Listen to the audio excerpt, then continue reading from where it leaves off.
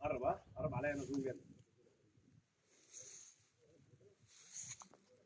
صباح الفل على اخواتنا الغاليين واحلى متابعين واصدقاء في الدنيا كلها، من اجمل اماكن مطروح ومن اجمل وديان مطروح، حيث الطبيعه البكر والجمال والزرع والخضره والجبال وسبحان الله عظمه الخالق في المكان. شجر التين مع الجبل مع زرع الزيتون مع الوديان مع مقر السيل مع وجودي، فطبعا ده حاجه جميله قوي قوي قوي في المكان ما شاء الله.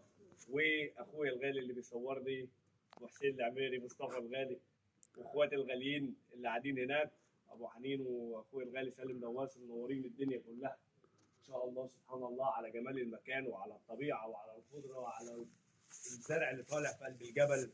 سبحان من انبته بدون بذره وبدون اي حاجه عن طريق المطر. سبحان الله على جمال المكان. واحلى تحيه على اجمل متابعين وعلى اخواتي الغوالي. احلى ابو فارس. ايه؟ دمعتي في عيني. دمعتي في عيني عايش مع ذكرى خيالي جيني. يا عيد انعم. تقول كيف؟ انعم.